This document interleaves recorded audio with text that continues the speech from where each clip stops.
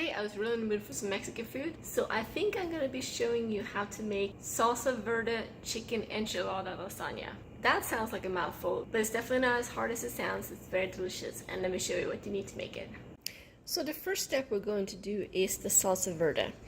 And you're gonna need a pound of tomatillos. Tomatillos are these green tomato looking things you find at the grocery store, and they are nice and ready to eat when the skin becomes papery like this.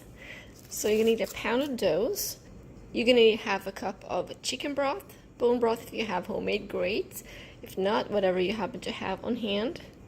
We're gonna need half a cup of chopped cilantro, a quarter cup of diced onion, 1 garlic clove minced. You're gonna need 1 serrano chili. If you don't have serrano, you can definitely use jalapeno instead. I'm going to use the whole serrano pepper, but you can use as much as you want to make the desired heat in your dish. We're also going to need half a teaspoon of sea salt, and you're going to need some coconut oil or other oil to cook it in, about a tablespoon. For the filling, we're going to need some cooked shredded chicken. You're going to need 2 cups, and I used rotisserie chicken from my grocery store. Then you're going to need 6 tortillas, and this is my favorite low-carb tortillas. They taste just like regular tortillas, and it's 4 net carbs per tortilla. You need 6 of those. And as a garnish, depending on what you like, you can use an avocado, a little bit of sour cream, a Mexican cheese blend. Cut the tops off and then half each tomatillo and put it in your blender. Add half a cup of broth to your blender. If you don't have a blender, you can use a food processor instead. Add quarter cup of chopped onions. Add 1 minced clove of garlic. 1 chopped serrano pepper or jalapeno if you don't have serrano. Half a cup of roughly chopped cilantro. And then lastly, half a teaspoon of sea salt. You now want to puree this until it's nice and smooth. Then in a saucepan, you want to melt your 1 tablespoon of coconut oil or other oil that you're using.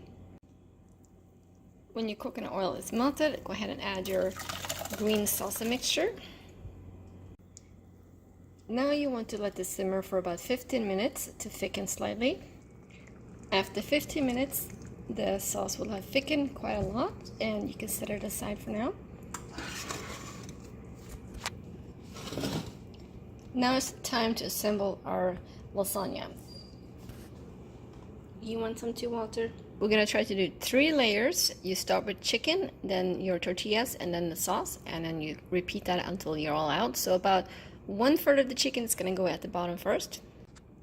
Then you place 2 tortillas over that. Over your tortillas, you wanna put 1/3 of the sauce. Then we add another layer of chicken over that, and another 2 tortillas over that.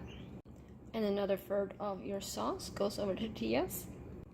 And then for our last layer, the last of the chicken, the last 2 tortillas, and the last of the sauce.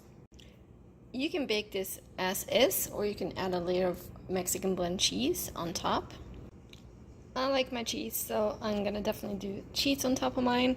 If you don't have cheese, you can bake it at 375 degrees for about 10 minutes.